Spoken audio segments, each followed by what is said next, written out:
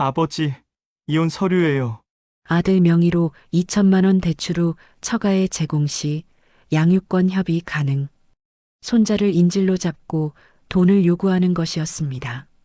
아들은 무릎을 꿇고 주저앉으며 흐느끼기 시작했고 저는 그 모습을 내려다보며 주먹을 불끈 쥐었습니다. 석 달 동안 침묵하고 기록했던 이유가 바로 이것이었습니다. 이제 제가 나설 시간이었습니다. 아버지, 저 출근합니다. 아들 동훈이가 현관문을 열며 인사를 했고 저는 거실 소파에서 고개를 들어 아들을 바라봤습니다. 정장 차림에 서류 가방까지 맨 모습이 여느 직장인과 다를 바 없어 보였습니다. 그래, 잘 다녀와라. 저는 짧게 대답했고 아들은 현관문을 닫고 나갔습니다. 며느리 지혜는 부엌에서 설거지를 하고 있었고 손자 준수는 아직 학교에 가지 않아 방에서 놀고 있었습니다. 평범한 아침이었습니다. 하지만 저는 알고 있었습니다. 아들이 나간 그 회사는 이 세상 어디에도 없다는 것을요. 명예퇴직을 한 지 석 달이 지났고 아들은 한 달 만에 재취업에 성공했다고 집안에 알렸습니다. 아버지, 제가 운 좋게 중견기업 관리직으로 들어가게 됐어요. 아들은 그렇게 말하며 웃었고 며느리는 기뻐하며 당신 대단해요라고 말했습니다. 저는 그때 축하한다고 했지만 마음 한구석이 무거웠습니다. 아들의 눈빛이 예전과 달랐기 때문입니다. 그 후로 아들은 매일 아침 7시 반이면 집을 나섰고 저녁 6시쯤 돌아왔습니다. 규칙적인 출퇴근이었습니다. 하지만 저는 이상한 점들을 하나씩 발견하기 시작했습니다. 아들이 입고 나간 정장이 일주일 내내 같은 옷이라는 것, 서류 가방 안에 서류는 하나도 없고 책 2권만 들어있다는 것, 그리고 월급날이라던 날 통장에 돈이 들어오지 않았다는 것. 저는 아무 말도 하지 않았습니다. 대신 작은 노트 한 권을 꺼내 날짜와 시간, 아들의 행동을 적기 시작했습니다. 10월 15일 아침 7시 30분 출근, 저녁 6시 귀가, 같은 회색 정장. 10월 16일 아침 7시 30분 출근, 저녁 6시 10분 귀가, 서류 가방 가벼움. 10월 17일 아침 7시 30분 출근, 저녁 5시 50분 귀가, 표정 어두움. 석 달이 지났지만 저는 여전히 확신이 서지 않았습니다. 어쩌면 제가 괜히 의심하는 것일 수도 있다고 생각했습니다.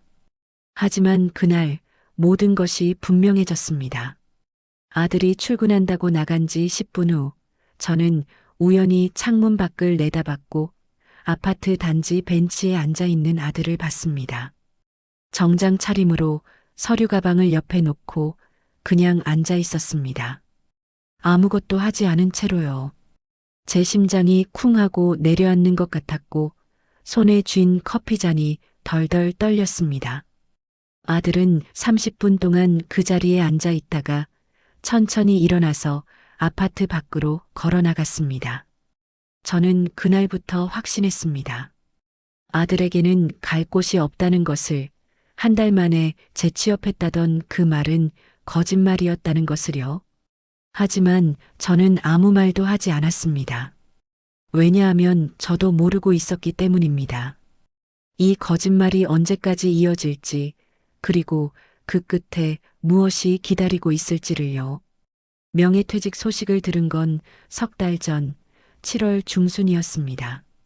아들 동훈이가 저녁을 먹다가 갑자기 젓가락을 내려놓으며 말했습니다. 아버지, 저 회사에서 명예퇴직 대상자로 선정됐어요.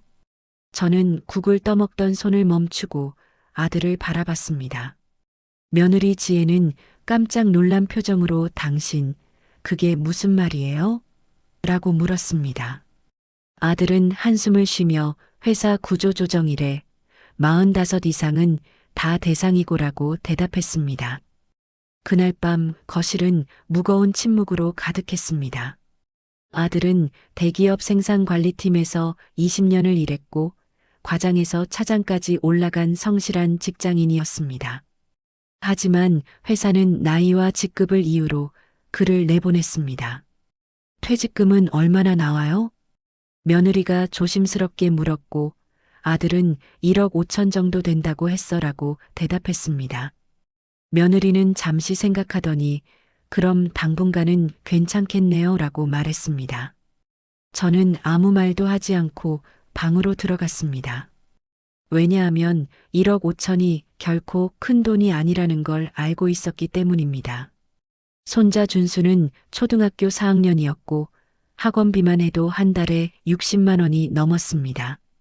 며느리는 전업주부였고 친정 부모님은 작은 식당을 운영하고 계셨습니다. 저희는 아들 가족과 함께 이 집에서 살고 있었습니다. 그 후 일주일 동안 아들은 집 안에만 있었습니다. 아침에 일어나 커피를 마시고 거실 소파에 앉아 TV를 보거나 휴대폰만 들여다봤습니다. 며느리는 당신 좀 쉬다가 천천히 알아봐요라고 말했지만 목소리에 불안이 섞여 있었습니다. 그러던 어느 날 아들이 갑자기 활기를 되찾은 듯 말했습니다. 여보, 나 재취업 알아보러 다녀올게. 며느리는 당신 힘내요. 당신 경력이면 금방 찾을 수 있을 거예요 라고 대답했습니다. 저는 부엌에서 그 대화를 듣고 있었지만 왠지 모를 불안감이 밀려왔습니다. 그리고 3주 후 아들이 환하게 웃으며 집에 들어왔습니다. 아버지, 저 중견기업 관리직으로 합격했어요. 며느리는 정말이요? 당신 대단해요. 라며 아들을 껴안았고 손자 준수도 아빠 축하해요 라고 말했습니다. 저는 그래, 잘 됐구나 라고 말했지만 아들의 눈빛 어딘가가 흔들리는 것을 느꼈습니다. 그날 저녁 아들은 회사 이름을 말했습니다. 한솔테크라고 기계 부품 제조 쪽이에요. 며느리는 월급은 어떻게 돼요? 라고 물었고 아들은 350 정도 된다고 했어라고 대답했습니다. 전 회사보다 100만 원 적었지만 며느리는 그래도 다행이에요 라고 말했습니다. 저는 그날 밤 잠이 오지 않았습니다. 왜냐하면 아들이 말한 회사 이름을 인터넷에 검색해 봤는데 그런 회사는 검색되지 않았기 때문입니다. 혹시 작은 회사라서 정보가 없는 건가 싶었지만 불안한 마음은 가시지 않았습니다. 그리고 그 다음 날부터 아들은 매일 아침 출근하기 시작했습니다. 정장을 입고 서류 가방을 들고 저 출근합니다라고 인사하며 현관문을 나섰습니다. 며느리는 당신 조심히 다녀와요라고 배웅했고 저는 거실에서 잘 다녀와라라고 대답했습니다. 모든 게 정상으로 돌아온 것처럼 보였습니다. 하지만 저는 느낄 수 있었습니다.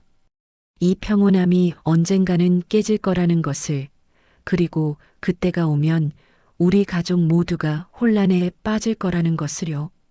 한 달이 지났습니다. 아들은 매일 아침 7시 반이면 정장을 입고 집을 나섰고 저녁 6시쯤 돌아왔습니다. 하루도 빠짐없이 같은 시간, 같은 패턴이었습니다. 며느리는 당신 회사 어때요? 라고 물었고 아들은 괜찮아, 적응 중이야 라고 대답했습니다. 저는 거실 소파에 앉아 그 대화를 들으며 노트에 날짜를 적었습니다. 9월 20일 출근 7시 30분, 귀가 6시, 회사 이야기 회피. 그런데 이상한 점이 점점 늘어났습니다.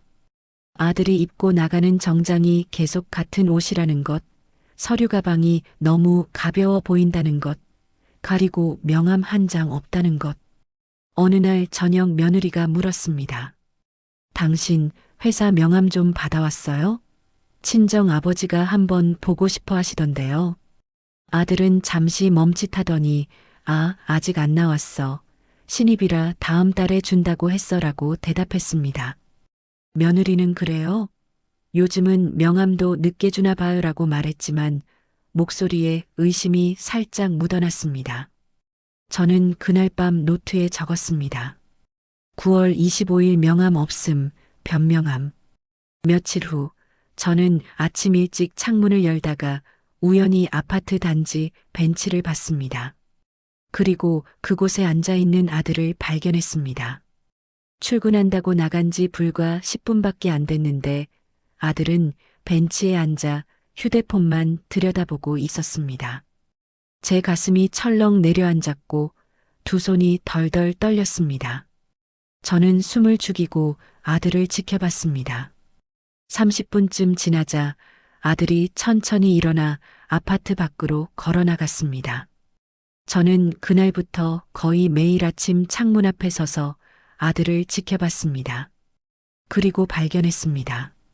아들이 집을 나선 후 항상 단지 벤치에서 10분에서 30분 정도 시간을 보낸다는 것을요. 그 후에야 아파트 밖으로 나가는 것이었습니다. 어느 날은 용기를 내서 아들을 조금 멀리서 따라가 봤습니다. 아들은 지하철역으로 향했고 역 근처 카페에 들어갔습니다. 그곳에서 노트북을 펴놓고 몇 시간을 앉아 있었습니다. 점심때가 되자 근처 편의점에서 도시락을 사서 공원 벤치에 앉아 먹었습니다. 그리고 오후 4시쯤 되자 다시 카페로 들어갔다가 5시 반쯤 집으로 향했습니다. 저는 그날 집에 돌아와 방문을 닫고 한참을 앉아 있었습니다.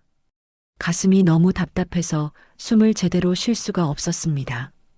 아들에게는 갈 곳이 없었던 것입니다. 한 달 전 재취업했다던 그 말은 완전히 거짓말이었습니다. 하지만 저는 아들을 다그칠 수가 없었습니다. 왜냐하면 아들이 왜 거짓말을 해야 했는지 그 마음을 조금은 알 것 같았기 때문입니다. 48배 나이에 회사에서 쫓겨나고 재취업은 번번이 떨어지고 가족들 앞에서는 무능한 가장으로 보일까봐 두려웠을 것입니다. 그날 밤 저녁 식사 시간에 며느리가 물었습니다. 당신 이번 달 월급 언제 나와요? 준수 학원비 내야 하는데요. 아들은 당황한 표정을 숨기며 이번 달은 일한 날짜가 적어서 다음 달에 합쳐서 나온대라고 대답했습니다. 며느리는 그래요? 그럼 당분간은 퇴직금으로 써야겠네요 라고 말했습니다. 저는 숟가락을 든 채로 아들을 바라봤고 아들은 고개를 숙인 채 밥만 먹고 있었습니다. 그날 밤 저는 노트를 펼쳐 적었습니다. 10월 10일 월급 없음, 거짓말 계속됨, 며느리 의심 시작. 그리고 마지막 줄에 이렇게 적었습니다. 언제까지 이 거짓말이 계속될 수 있을까? 저는 그날부터 더 세심하게 기록하기 시작했습니다. 아들의 출근 시간, 귀가 시간, 입고 나간 옷, 표정, 며느리와 나눈 대화까지 모두 노트에 적었습니다. 왜 그랬는지는 저도 명확히 설명할 수 없었습니다. 다만 이 거짓말이 언젠가는 터질 것이고 그때를 대비해야 한다는 본능 같은 것이 있었습니다. 10월 15일 출근 7시 30분, 회색 정장, 귀가 6시 5분, 피곤한 표정. 10월 16일 출근 7시 30분, 같은 회색 정장, 귀가 6시, 며느리에게 오늘 회의 많았어 라고 말함. 10월 17일 출근 7시 30분, 남색 정장 처음 봄, 귀가 5시 50분, 서류 가방 더 가벼워 보임. 노트는 금방 한 권이 다 찼고 저는 두 번째 노트를 꺼내 계속 적었습니다. 어느 날 며느리가 아들에게 물었습니다. 당신 회사 사람들이랑 회식 같은 거 안 해요? 요즘 회사 분위기는 어때요? 아들은 잠시 머뭇거리더니 회식은 별로 안 하는 분위기야. 다들 바빠서라고 대답했습니다. 며느리는 그래요? 요즘 회사들은 그런가 봐요라고 말했지만 눈빛이 예전과 달라 보였습니다. 저는 그날도 노트에 적었습니다. 10월 22일 회식 없다는 변명, 며느리 의심 커지는 듯. 그러던 어느 날 저는 아들의 서류 가방을 우연히 보게 됐습니다. 아들이 화장실에 간 사이 거실 소파에 놓인 가방이 살짝 열려 있었고 저는 잠시 망설이다가 안을 들여다봤습니다. 가방 안에는 책 2권과 텀블러, 그리고 메모지 몇 장만 있었습니다. 서류는 단 한 장도 없었습니다. 책 제목은 중년의 재취업 전략과 이력서 작성법이었습니다. 제 심장이 철렁 내려앉았고 가슴이 답답해서 숨을 크게 들이마셨습니다. 아들은 여전히 재취업을 준비하고 있었던 것입니다. 회사에 다니는 척하면서 카페나 도서관에서 취업 준비를 하고 있었던 것이었습니다. 저는 서둘러 가방을 닫고 자리에서 일어났고 방으로 들어가 노트를 펼쳤습니다. 10월 28일 서류 가방 안 확인함, 취업 준비책 2권, 회사 서류 없음. 그날 밤 잠자리에 누워서도 잠이 오지 않았습니다. 아들이 얼마나 절박했으면 이런 거짓말을 계속하고 있을까, 그 마음을 생각하니 가슴이 먹먹했습니다. 하지만 동시에 불안했습니다. 이 거짓말이 들통나는 순간 우리 가족에게 어떤 일이 벌어질지 알 수 없었기 때문입니다. 며칠 후 며느리가 친정 어머니와 통화하는 소리가 들렸습니다. 네, 엄마 애아빠는 잘 다니고 있어요. 월급은 350 정도 받는다고 했어요. 며느리는 밝은 목소리로 말했지만 전화를 끊은 후 표정이 어두워졌습니다. 그리고 혼잣말처럼 중얼거렸습니다. 근데 월급은 왜 안 나오는 거야? 저는 부엌에서 그 말을 듣고 노트를 꺼냈습니다. 11월 3일 며느리, 친정의 거짓 보고 하지만 월급 의심 중. 시간이 흐를수록 며느리의 표정은 점점 굳어졌고 아들은 점점 더 말수가 줄어들었습니다. 어느 날 저녁 며느리가 조심스럽게 물었습니다. 당신 혹시 회사에 무슨 문제라도 있는 거 아니에요? 아들은 깜짝 놀란 표정으로 무슨 소리야? 아무 문제 없어라고 대답했습니다. 며느리는 그럼 월급은요? 2달째 안 나왔잖아요 라고 물었습니다. 아들은 당황하며 회사 사정이 좀 어려워서 조금 늦어지는 거야. 다음 달엔 합쳐서 나온다고 했어라고 말했습니다. 며느리는 더 이상 묻지 않았지만 눈빛에 불신이 가득했습니다. 저는 그날 밤 노트 마지막 장에 적었습니다. 11월 10일 며느리 추궁 시작, 아들 변명 1개, 곧 터질 것 같음. 그리고 한 줄을 더 적었습니다. 나는 언제 입을 열어야 하는가. 며느리의 추궁이 계속되자 아들은 새로운 거짓말을 만들어냈습니다. 어느 날 저녁 식사 시간에 아들이 먼저 말을 꺼냈습니다. 여보, 사실은 회사 사정이 안 좋아져서 정규직에서 프리랜서 계약직으로 전환됐어. 며느리는 젓가락을 내려놓고 아들을 바라봤습니다. 그게 무슨 말이에요? 아들은 침을 삼키며 원래 정규직으로 채용됐는데 회사가 구조조정을 하면서 일부 직원들을 계약직으로 전환한 거야 라고 설명했습니다. 며느리는 그럼 월급은요? 복지는요? 라고 물었습니다. 아들은 월급은 프로젝트별로 받는 거고 복지는 좀 줄었어. 하지만 일은 계속할 수 있어 라고 대답했습니다. 저는 국그릇을 든 채로 아들을 바라봤고 아들은 제 눈을 피하며 고개를 숙였습니다. 며느리는 한숨을 쉬며 당신, 그럼 이번 달은 돈 얼마나 받을 수 있어요? 라고 물었습니다. 아들은 이번 달은 프로젝트가 하나 끝나서 200 정도 들어올 것 같아라고 말했습니다. 며느리는 잠시 생각하더니 그래도 일은 있으니까 다행이네요 라고 말했지만 목소리에는 실망이 묻어났습니다. 저는 그날 밤 노트에 적었습니다. 11월 18일 프리랜서 전환 거짓말 시작, 월급 변동 핑계 만들. 그 후로 아들은 더 자주 이번 달은 프로젝트가 없어서 적게 받았어. 다음 달에는 큰 프로젝트가 있어라는 말을 했습니다. 며느리는 점점 불안해했고 표정이 어두워졌습니다. 어느 날 며느리가 친정 어머니와 통화하는 소리가 또 들렸습니다.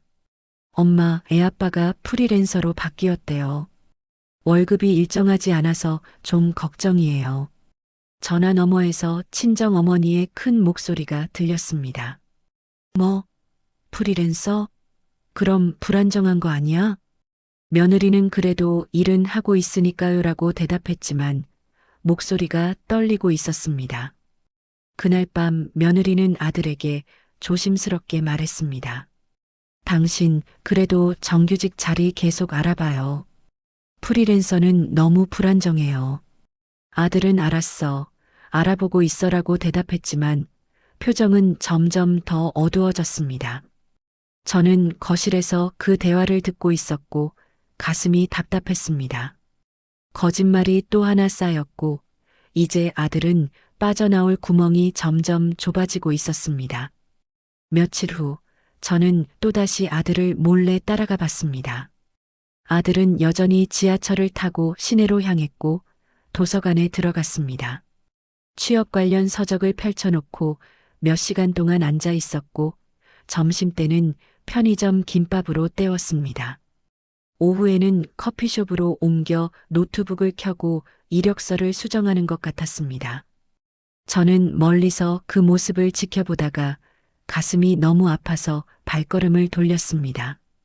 집으로 돌아오는 길에 저는 생각했습니다. 아들은 지금 이중의 고통을 받고 있다는 것을, 재취업에 실패하는 고통과 거짓말을 유지해야 하는 고통을요. 그날 밤 저는 노트 마지막 페이지에 적었습니다. 11월 25일 도서관에서 이력서 쓰는 아들 목격, 여전히 취업 준비 중. 그리고 한 줄을 더 적었습니다. 아들의 거짓말은 이제 한계에 다다르고 있다. 다음 날 며느리가 퇴직금 통장을 확인하더니 한숨을 쉬며 아들에게 말했습니다. 당신 퇴직금 벌써 3천만 원 썼어요. 생활비랑 준수 학원비, 카드값 내느라 거의 다 나갔어요. 며느리는 통장을 아들 앞에 내밀며 당신이 월급 제대로 못 받으니까 제가 이걸로 다 충당하고 있잖아요 라고 말했습니다. 아들은 통장을 보고 얼굴이 하얗게 변했고 미안해. 다음 달부터는 내가 제대로 벌어올게라고 말했습니다. 며느리는 이렇게 쓰면 1년도 못 가요. 당신 프리랜서로 돈 제대로 못 받으면 우리 어떻게 살아요? 라고 물었습니다. 아들은 걱정하지 마. 다음 달엔 큰 프로젝트 있어라고 말했지만 목소리에 확신이 없었습니다. 저는 그 대화를 듣고 노트를 펼쳤습니다. 11월 28일 퇴직금 3천만 원 소진, 며느리 불안 증폭, 금전 압박 시작. 그날 밤 저는 처음으로 생각했습니다. 이 상황이 더 악화되기 전에 제가 개입해야 하는 건 아닐까 하고요. 하지만 저는 여전히 확신할 수 없었습니다. 언제, 어떻게 개입해야 할지를요. 석 달이 더 지났습니다. 퇴직금은 3천만 원 정도 줄어 있었지만 아직 1억 2천만 원이 넘게 남아 있었습니다. 하지만 며느리의 표정은 날이 갈수록 어두워졌습니다. 어느 날 저녁 며느리가 아들에게 물었습니다. 당신 이번 달은 프로젝트 돈 들어왔어요? 아들은 시선을 피하며 아직 정산이 안 됐어. 다음 주에 들어온대라고 대답했습니다. 며느리는 지난달에도 그렇게 말했잖아요 라고 말했고 목소리가 차갑게 식어 있었습니다. 아들은 회사 사정이 좀 늦어지는 거야. 곧 들어와라고 말했지만 며느리는 더 이상 대답하지 않았습니다. 저는 거실에서 그 대화를 듣고 노트에 적었습니다. 2월 5일 며느리 추궁 강화, 아들 변명 반복, 부부 사이 냉랭해짐. 며칠 후 며느리가 친정 어머니와 통화하는 소리가 들렸습니다. 엄마, 저 요즘 너무 힘들어요. 애아빠가 프리랜서로 일한다는데 돈이 제대로 안 들어와요. 며느리의 목소리가 울먹이고 있었고 전화 너머로 친정 어머니의 목소리가 들렸습니다. 그래도 퇴직금 있잖아. 조금만 참아봐. 며느리는 네, 알아요. 그냥 답답해서요라고 대답했습니다. 저는 부엌에서 그 통화를 듣고 있었고 가슴이 답답했습니다. 며느리가 친정에 하소연하기 시작한 것입니다. 그날 밤 며느리는 아들 옆에 누워서 물었습니다. 당신 솔직히 말해봐요. 정말 일하고 있는 거 맞아요? 저는 옆방에서 그 목소리를 들었고 숨을 죽였습니다. 아들은 당황한 목소리로 무슨 소리야? 당연히 일하고 있지라고 대답했습니다.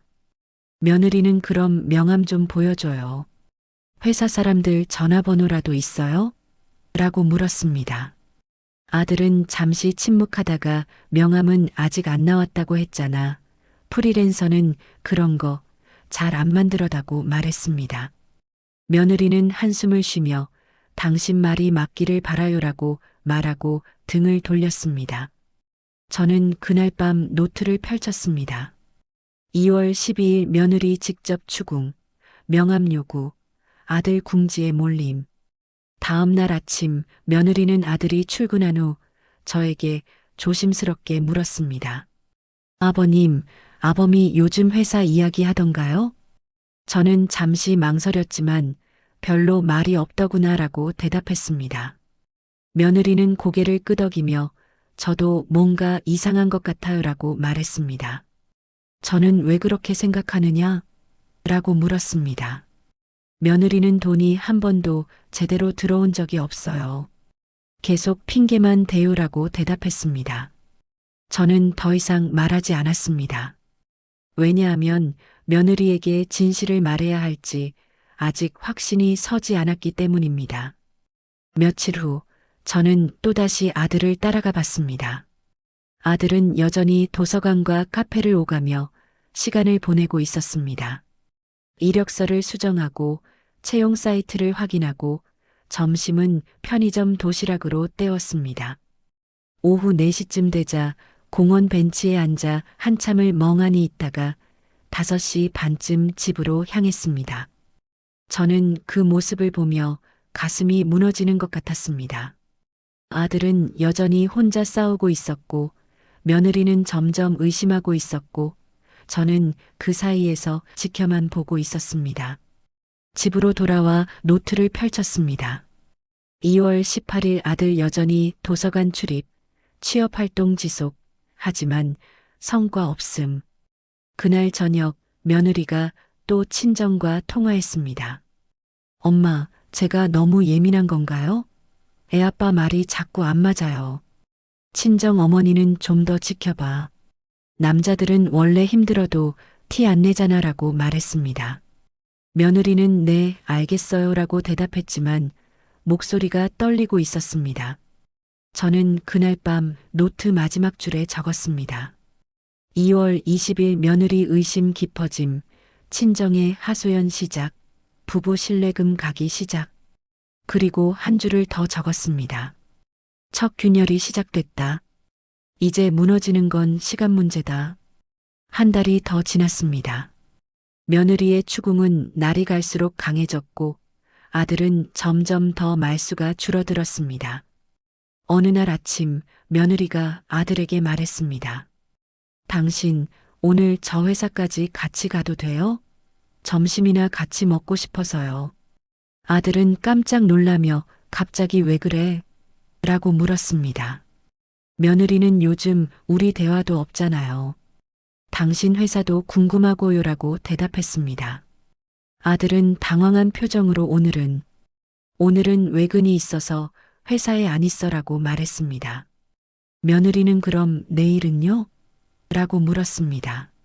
아들은 내일도 일정이 있어. 다음에 시간 맞춰서 가자라고 대답하고 서둘러 집을 나갔습니다. 저는 거실에서 그 모습을 지켜보며 가슴이 철렁 내려앉았습니다. 며느리는 현관문을 바라보며 한참을 서 있다가 저에게 돌아서서 물었습니다. 아버님, 아범이 정말 회사 다니는 거 맞죠? 저는 잠시 망설였습니다. 이제 말해야 할 때인가 아니면 조금 더 기다려야 하나? 하지만 저는 결국 내가 직접 확인해 보는 게 좋겠구나라고 대답했습니다. 며느리는 고개를 끄덕이며 저도 그렇게 생각해요라고 말했습니다. 그날 저는 노트에 적었습니다. 3월 5일 며느리 회사 방문 시도 아들 거부 시한폭탄 째깍거림. 며칠 후 며느리는 실제로 아들을 따라 나섰습니다. 아들이 출근한다고 나간 후 10분 뒤 며느리도 재킷을 걸치고 나갔습니다. 저는 창문으로 내다보며 며느리의 뒷모습을 지켜봤습니다. 1시간쯤 지나 며느리가 돌아왔습니다.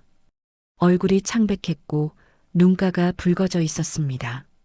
며느리는 거실 소파에 주저앉으며 말했습니다.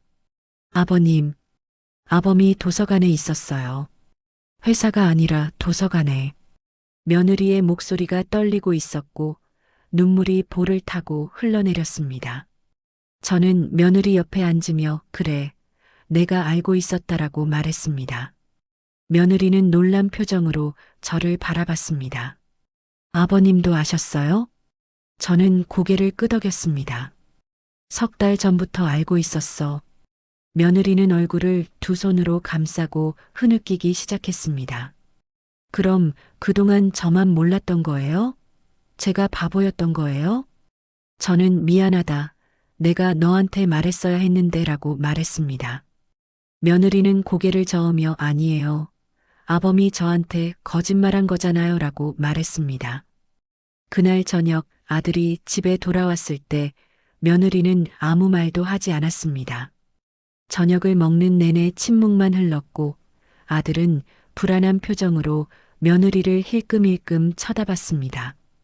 식사가 끝난 후 며느리가 조용히 말했습니다. 당신 오늘 도서관은 어땠어요? 아들의 얼굴이 하얗게 변했고 젓가락을 든 손이 떨렸습니다. 뭐? 무슨 소리야? 며느리는 차갑게 말했습니다.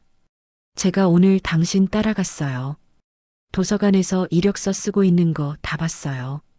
아들은 입을 열었다가 닫았고 아무 말도 하지 못했습니다. 며느리는 눈물을 흘리며 말을 이었습니다. 당신 언제부터 저한테 거짓말한 거예요? 1달 만에 재취업했다는 그 말부터 다 거짓말이었어요? 아들은 고개를 푹 숙이고 미안해라고만 반복했습니다. 며느리는 미안하다고요? 그게 전부예요? 라고 소리쳤습니다. 손자 준수가 방에서 나와 엄마 왜 그래? 라고 물었지만 며느리는 방에 들어가 있어라고 말했습니다. 아들은 떨리는 목소리로 말했습니다. 여보 나 정말 취업하려고 노력했어. 근데 어디도 안 뽑아줘. 나이도 많고 경력도 애매하고. 며느리는 그럼 솔직하게 말했어야죠. 왜 거짓말을 한 거예요? 라고 물었습니다. 아들은 너한테 실망시키기 싫었어. 아버지한테도 준수한테도 라고 대답했습니다. 며느리는 한숨을 쉬며 실망은 지금 하고 있어요. 거짓말하는 당신한테요라고 말하고 방으로 들어가 버렸습니다. 아들은 거실에 혼자 남아 고개를 숙이고 앉아 있었고 저는 방에서 그 모습을 지켜봤습니다. 그날 밤 저는 노트를 펼쳤습니다. 3월 10일 거짓말 들통남, 며느리 아들 추궁, 부부관계 심각한 위기, 그리고 마지막 줄에 적었습니다. 이제부터가 진짜 시작이다. 다음 날 아침 며느리는 친정 어머니에게 전화했습니다. 엄마, 애아빠가 저한테 거짓말했어요. 회사 다니는 척하고 3달 동안 도서관 다녔대요. 전화 너머로 친정 어머니의 놀란 목소리가 들렸습니다. 뭐? 그럼 돈은 어떻게 할 거래? 며느리는 퇴직금은 아직 남아있는데. 엄마, 저 어떡하죠? 라고 물었습니다. 친정 어머니는 일단 너희 아버지랑 상의해 볼게. 진정하고 있어라고 말했습니다. 저는 부엌에서 그 통화를 듣고 노트에 적었습니다. 3월 11일 친정 통보됨, 친정 개입 본격화 예상. 그날부터 우리 집은 냉랭한 침묵에 휩싸였습니다. 아들은 더 이상 거짓 출근을 하지 않았고 집안에서 조용히 지냈습니다. 며느리는 아들과 말을 거의 하지 않았고 손자 준수만 영문도 모른 채 불안해했습니다. 저는 모든 것을 지켜보며 기록했습니다. 폭풍이 오기 전에 고요였습니다. 일주일 후 장인과 장모가 우리 집을 찾아왔습니다. 며느리가 미리 알려주지 않았기 때문에 갑작스러운 방문이었습니다. 장인은 60대 후반의 단단한 체구였고 장모는 60대 중반으로 말이 많은 편이었습니다. 거실에 앉은 장인이 먼저 입을 열었습니다. 사돈, 우리 사위가 큰 실수를 했다고 들었습니다. 저는 고개를 끄덕이며 그렇습니다라고 대답했습니다. 장모가 끼어들었습니다. 거짓말을 석 달이나 했다면서요? 우리 딸이 얼마나 충격받았는지 아세요? 며느리는 옆에서 고개를 숙이고 있었고 아들은 장인 앞에서 말없이 앉아 있었습니다. 장인이 아들에게 물었습니다. 사위, 앞으로 계획이 뭔가? 아들은 계속 취업 준비하고 있습니다. 최근에 서류 통과한 곳도 있어서 면접 준비 중입니다라고 대답했습니다. 장인은 면접이 언제인가? 라고 물었습니다. 아들은 다음 주입니다라고 대답했습니다. 장모가 한숨을 쉬며 말했습니다. 그래서 그게 되면 다행인데 안 되면 어쩔 건가요? 또 거짓말할 건가요? 아들은 아닙니다. 이제 솔직하게 말씀드리겠습니다라고 대답했습니다. 장인이 말했습니다. 사돈, 제 생각엔 우리 사위가 너무 오래 쉬었습니다. 뭐라도 해야죠. 택배 배송이라도 하면서 돈을 벌어야 하는 거 아닙니까? 저는 그건 아범이 판단할 일입니다라고 대답했습니다. 장모가 날카롭게 말했습니다. 판단은 무슨 판단이에요? 퇴직금 까먹으면서 놀고 있는데요. 며느리가 끼어들었습니다. 엄마, 퇴직금은 아직 남아 있어요. 1억 넘게 있어요. 장모는 그래도 일은 해야지. 석 달 동안 놀았으면 이제 뭐라도 해야 하는 거 아니야? 라고 말했습니다. 저는 그 대화를 듣고 있었지만 끼어들지 않았습니다. 왜냐하면 친정의 개입이 어디까지 갈지 지켜봐야 했기 때문입니다. 장인이 자리에서 일어서며 말했습니다. 사위, 일주일 안에 결과 알려주게. 면접 결과 말이야. 아들은 네, 장인어른이라고 대답했습니다. 장인과 장모가 돌아간 후 며느리는 아들에게 말했습니다. 당신, 이번엔 정말 취업해야 해요. 우리 부모님 얼굴을 어떻게 봐요? 아들은 알았어. 최선을 다할게라고 대답했습니다. 저는 그날 밤 노트에 적었습니다. 3월 18일 장인장모 방문, 아들 압박, 일주일 시한 통보. 며칠 후 아들은 면접을 보러 갔습니다. 그날 저녁 돌아온 아들의 표정은 어두웠습니다. 며느리가 물었습니다. 당신 면접 어땠어요? 아들은 글쎄, 잘 모르겠어. 경쟁이 너무 심하더라라고 대답했습니다. 며느리는 한숨을 쉬며 합격하기를 바랄게요라고 말했습니다. 일주일 후 결과가 나왔습니다. 불합격이었습니다. 아들은 식탁에 앉아 고개를 떨구고 있었고 며느리는 아무 말도 하지 않았습니다. 그날 저녁 며느리는 친정에 전화했습니다. 엄마 면접 떨어졌대요. 전화 너머로 장모의 큰 목소리가 들렸습니다. 그래서 이제 어떻게 할 건데? 또 놀 거야? 며느리는 엄마 애아빠가 계속 알아보고 있어요 라고 대답했습니다. 장모는 알아보기만 하면 뭐해? 당장 돈 벌어야지라고 말했습니다. 그날 밤 며느리는 아들에게 말했습니다. 당신, 우리 엄마 말씀이 맞아요. 당장 택배라도 하면서 돈 벌어야 해요. 아들은 택배는 내가 그런 일을 할 수 있을까? 라고 물었습니다. 며느리는 차갑게 말했습니다. 왜 못해요? 당신 지금 선택할 처지가 아니잖아요. 아들은 아무 말도 하지 못했습니다. 며칠 후 장인이 또다시 전화를 걸어왔습니다. 며느리가 전화를 받고 거실로 나와 아들에게 말했습니다. 당신, 우리 아버지가 당신 만나고 싶대요. 내일 식당으로 오래요. 아들은 무슨 일이래? 라고 물었습니다. 며느리는 아버지가 당신한테 할 말이 있대요라고 대답했습니다. 저는 부엌에서 그 대화를 듣고 불안한 마음이 들었습니다. 다음 날 아들은 장인의 식당으로 갔습니다. 저녁 8시쯤 아들이 돌아왔고 표정이 무척 어두웠습니다. 며느리가 당신, 우리 아버지가 뭐래요?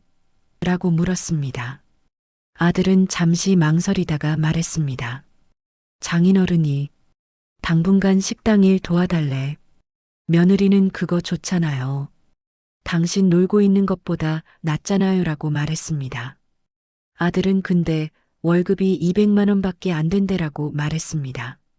며느리는 잠시 침묵하다가 그래도 안 하는 것보다 낫잖아요 라고 대답했습니다. 저는 거실에서 그 대화를 듣고 주먹을 쥐었습니다. 친정에서 아들을 낮은 급여로 부리려는 것이었습니다. 아들은 결국 알았어. 일단 해볼게라고 대답했습니다. 저는 그날 밤 노트를 펼쳤습니다. 3월 28일 장인 식당 취업 제안, 월급 200만 원, 친정의 경제적 통제 시작. 그리고 마지막 줄에 적었습니다. 친정이 서서히 우리 가족을 장악해가고 있다. 며칠 후 아들은 장인의 식당에서 일하기 시작했습니다. 아침 9시부터 저녁 9시까지 하루 12시간씩 일했습니다. 며느리는 당신 고생하네요 라고 말했지만 예전 같은 따뜻함은 없었습니다. 저는 매일 노트에 적었습니다. 4월 3일 아들 식당 근무 시작, 하루 12시간 노동. 4월 5일 아들 표정 어두움, 장인에게 혹사당하는 듯. 4월 7일 며느리 친정과 매일 통화, 점점 친정편으로 기울어짐. 그날 밤 저는 노트 마지막 페이지에 적었습니다. 이제 친정이 본격적으로 움직이기 시작했다. 다음은 무엇을 요구할까? 한 달이 지났습니다. 아들은 매일 장인의 식당에서 일했고 월급 200만 원을 받았습니다.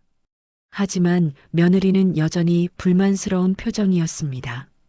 어느 날 저녁 며느리가 아들에게 말했습니다. 당신 200만 원으로 어떻게 살아요? 준수 학원비만 60만 원인데요. 아들은 퇴직금이 아직 남아있잖아 라고 대답했습니다. 며느리는 퇴직금은 비상금이에요. 그걸 계속 쓸 수는 없잖아요 라고 말했습니다. 아들은 그럼 어떻게 하라는 거야? 라고 물었습니다. 며느리는 잠시 망설이다가 말했습니다. 우리 아버지가 말씀하시는데 당신 명의로 대출 좀 받을 수 있냐고 물어보셨어요. 아들은 깜짝 놀라며 내 명의로 대출? 이라고 되물었습니다. 며느리는 우리 동생이 유학 준비 중인데 돈이 좀 필요하대요. 2천만 원 정도요. 아들은 그건 처제 문제잖아. 왜 내가 대출을 받아야 해? 라고 물었습니다. 며느리는 목소리를 높였습니다. 당신 지금 우리 아버지 식당에서 일하고 있잖아요. 당신한테 일자리 준 게 누군데요? 아들은 말문이 막혔고 저는 거실에서 그 대화를 듣고 주먹을 불끈 쥐었습니다. 이제 친정이 노골적으로 명예대출을 요구하기 시작한 것입니다. 아들은 여보, 그건 좀 생각해봐야 해라고 말했습니다. 며느리는 뭘 생각해요? 우리 가족이 당신한테 해준 게 얼마나 많은데요? 라고 소리쳤습니다. 저는 더 이상 참을 수 없어서 거실로 나갔습니다. 지혜야, 그런 식으로 말하는 게 아니다. 며느리는 저를 보고 아버님은 빠지세요. 이건 저희 부부 문제예요 라고 말했습니다. 저는 동훈이 명의로 대출받는 게 부부 문제냐? 그건 사기나 다름없어라고 말했습니다. 며느리는 얼굴이 붉어지며 사기요? 저희 아버지를 사기꾼 취급하시는 거예요? 라고 반박했습니다. 저는 그런 뜻이 아니라 명예대출은 위험하다는 얘기야 라고 말했습니다. 며느리는 아버님은 항상 우리 친정을 무시하시네요 라고 말하고 방으로 들어가 버렸습니다. 아들은 거실에 남아 고개를 숙이고 있었고 저는 한숨을 쉬며 제 방으로 돌아갔습니다. 그날 밤 저는 노트에 적었습니다. 4월 20일 며느리 아들에게 명예대출 요구, 처제 유학비 명목, 거부시 갈등 심화 예상. 며칠 후 며느리는 친정에 다녀왔습니다. 돌아온 며느리의 표정이 단단했고 아들을 불러 방으로 들어갔습니다. 문이 닫혔지만 목소리가 새어나왔습니다. 당신, 우리 아버지가 화나셨어요. 왜 대출을 안 해주냐고요. 아들의 목소리가 들렸습니다. 여보, 내 명의로 빌린 돈은 내가 책임져야 해. 만약 장인어른이 못 갚으면 어떡해? 며느리는 우리 아버지를 믿지 못하는 거예요? 당신이 지금 누구 덕분에 밥 먹고 사는데요? 라고 소리쳤습니다. 아들은 아무 말도 하지 못했습니다. 며느리는 문을 열고 나와서 저에게 말했습니다. 아버님, 저 친정집에서 며칠 있다 올게요. 그리고 짐을 싸서 손자 준수를 데리고 집을 나갔습니다. 아들은 현관문 앞에 서서 며느리의 뒷모습을 바라봤지만 붙잡지 못했습니다. 저는 그날 밤 노트에 적었습니다. 4월 25일 며느리 손자 데리고 친정으로 감, 아들 혼자 남음. 일주일이 지났지만 며느리는 돌아오지 않았습니다. 아들은 매일 식당에 출근했지만 점점 말수가 줄어들었고 밥도 제대로 먹지 않았습니다. 어느 날 저녁 장인이 아들에게 전화를 걸었습니다. 저는 옆에서 아들의 통화를 들었습니다. 장인어른, 지혜가 언제 집에 오나요? 장인의 목소리가 스피커폰으로 들렸습니다. 사위, 자네가 결정해야지. 대출만 해주면 바로 보내줄 테니. 아들은 장인어른, 그건 제가 할 수 없습니다라고 대답했습니다. 장인은 그럼 우리 딸이랑 손주를 포기하는 거로 알겠네라고 말하고 전화를 끊었습니다. 아들은 휴대폰을 쥔 채로 한참을 서 있었고 저는 그 모습을 지켜봤습니다. 며칠 후 택배가 도착했습니다. 아들이 택배 상자를 열어보니 서류 봉투가 하나 들어 있었습니다. 아들은 봉투를 열어보더니 얼굴이 하얗게 변했습니다. 아버지, 이혼 서류예요. 저는 아들에게서 서류를 받아 확인했습니다. 이혼 협의서였고 며느리의 서명이 이미 되어 있었습니다. 아들은 주저앉으며 이게 무슨 일이에요? 라고 중얼거렸습니다. 저는 서류를 천천히 읽어 내려갔습니다. 양육권은 며느리가 가져가고 재산은 반반 나누고 위자료는 없다는 내용이었습니다. 하지만 한 가지 조건이 추가되어 있었습니다. 아들 명의로 2천만 원 대출 후 처가에 제공 시 양육권 협의 가능. 저는 그 문장을 보고 온몸에 소름이 돋았습니다. 손자를 인질로 잡고 돈을 요구하는 것이었습니다. 아들은 고개를 숙이고 흐느끼기 시작했습니다. 아버지, 저 어떡하죠? 준수를 빼앗길 수는 없어요. 저는 아들의 어깨에 손을 올리며 말했습니다. 동훈아, 진정해라. 이건 협박이야. 아들은 하지만 지혜가 진심인 것 같아요라고 말했습니다. 저는 그날 밤 노트를 펼쳤습니다. 5월 3일 이혼 서류 도착, 손자 양육권 협박, 명예 대출 조건 제시, 그리고 마지막 줄에 적었습니다. 이제 내가 나설 때가 왔다. 석 달 동안 모아온 노트를 책상 위에 쌓아두고 저는 차근차근 계획을 세우기 시작했습니다. 침묵하던 아버지가 이제 입을 열 시간이었습니다. 이혼 서류가 도착한 다음 날 저는 아들을 제 방으로 불렀습니다. 아들은 밤새 울었는지 눈이 퉁퉁 부어 있었고 얼굴은 창백했습니다. 동훈아, 앉아라. 저는 책상 위에 쌓아둔 노트 3권을 아들 앞에 내밀었습니다. 아들은 노트를 보고 이게 뭐예요, 아버지? 라고 물었습니다. 저는 내가 석 달 동안 기록한 것들이야 라고 대답했습니다. 아들은 노트를 펼쳐봤고 첫 장부터 천천히 읽기 시작했습니다.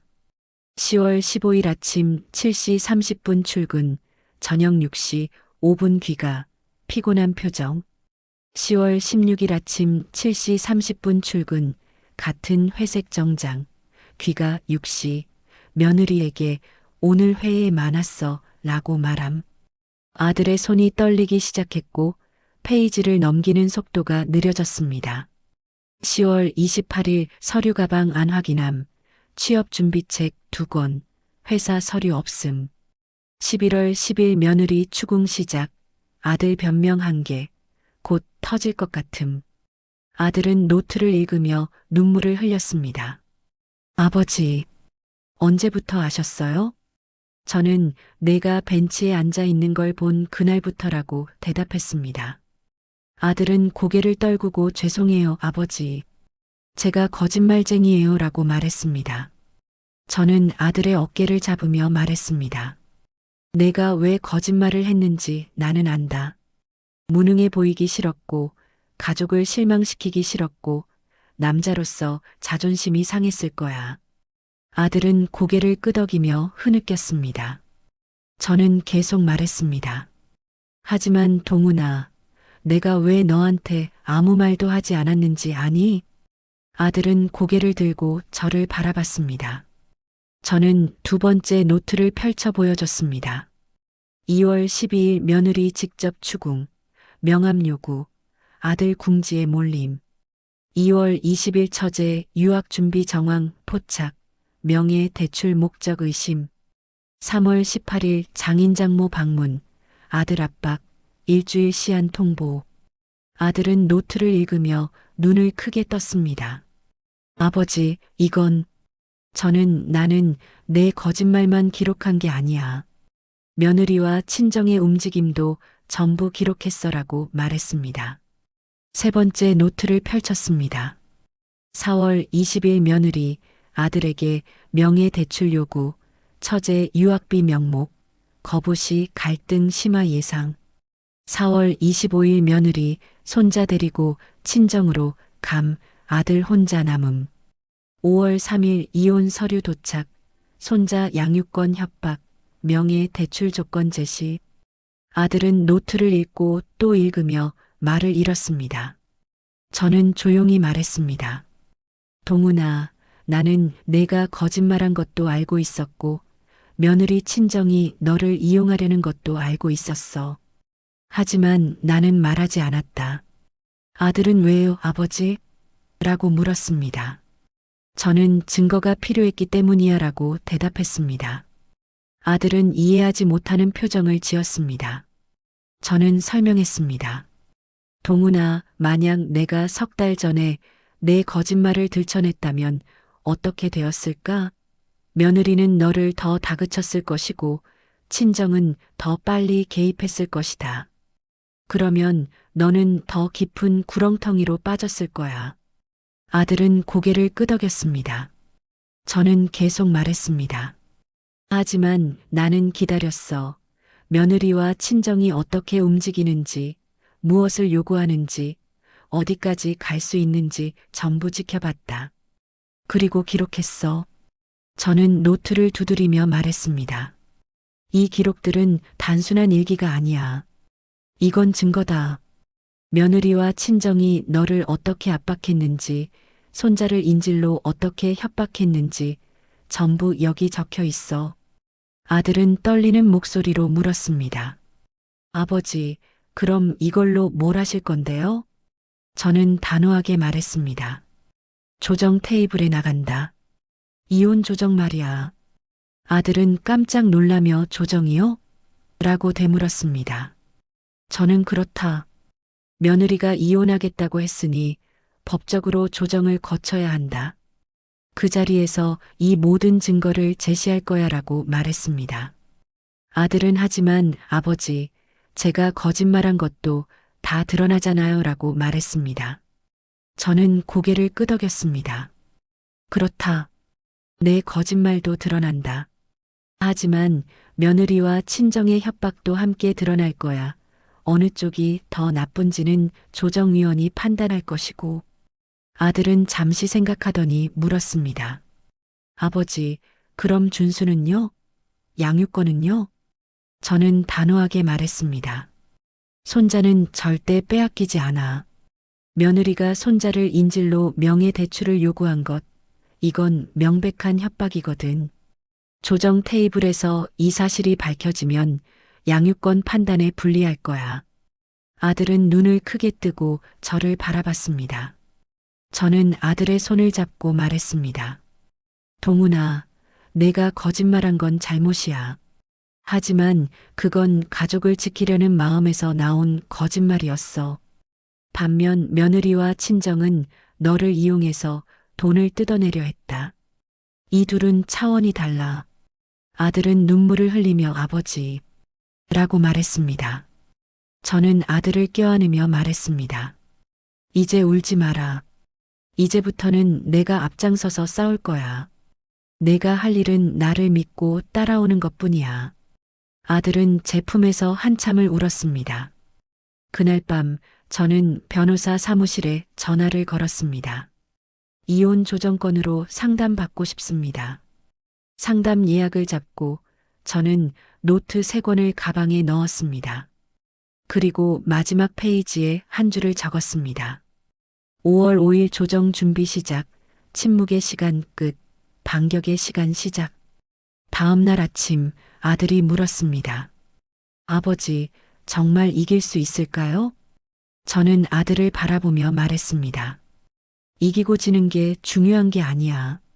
중요한 건 진실을 밝히는 거야. 그리고 손자를 지키는 거고. 아들은 고개를 끄덕이며 알겠습니다. 아버지라고 대답했습니다. 저는 창밖을 바라보며 생각했습니다. 침묵의 시간은 끝났다. 이제 말할 시간이다. 일주일 후 가정법원 조정실 앞에 섰습니다. 저와 아들, 그리고 저희가 선임한 변호사가 함께였습니다. 복도 건너편에는 며느리와 장인, 장모, 그리고 그쪽 변호사가 서 있었습니다. 며느리는 저희를 보고도 시선을 돌렸고 장인은 팔짱을 낀 채 불편한 표정을 짓고 있었습니다. 조정실 문이 열리고 조정위원이 우리를 안으로 안내했습니다. 조정위원은 50대 후반의 여성이었고 말투가 차분했습니다. 오늘은 윤동훈 씨와 김지혜 씨의 이혼 조정권입니다. 양측 모두 준비되셨습니까? 저희 변호사가 네, 준비됐습니다라고 대답했고 상대 측 변호사도 고개를 끄덕였습니다. 조정위원이 며느리에게 물었습니다. 김지혜 씨, 이혼 사유를 말씀해 주시겠습니까? 며느리는 침을 삼키고 말했습니다. 남편이 3달 동안 저에게 거짓말을 했습니다. 회사에 다닌다고 속이고 실제로는 도서관과 카페에서 시간을 보냈습니다. 이것은 명백한 신뢰 배신입니다. 조정위원이 고개를 끄덕이며 기록했습니다. 윤동훈 씨, 이에 대해 하실 말씀 있습니까? 아들은 고개를 숙이고 사실입니다. 제가 거짓말했습니다라고 인정했습니다. 며느리 쪽 변호사가 말했습니다. 조정위원님, 피신청인의 거짓말로 인해 신청인은 심각한 정신적 고통을 받았습니다. 또한 경제적 무능력으로 인해 가정생활이 불가능한 상황입니다. 조정위원이 재산 분할과 양육권에 대한 의견은 어떻습니까? 라고 물었습니다. 며느리 쪽 변호사가 서류를 꺼내며 말했습니다. 재산은 반반 분할하고 양육권은 신청인이 가져가는 것으로 합의를 원합니다. 저는 그 순간 손을 들었습니다. 조정위원이 저를 보며 신청인의 부친이시죠? 말씀하시겠습니까? 라고 물었습니다. 저는 가방에서 노트 3권을 꺼내 테이블 위에 올려놓았습니다. 저는 지난 3달 동안 모든 것을 기록했습니다. 며느리와 장인의 얼굴이 굳어졌습니다. 조정위원이 기록이라고요? 라고 물었습니다. 저는 첫 번째 노트를 펼쳐 보였습니다. 제 아들이 거짓말한 것은 사실입니다.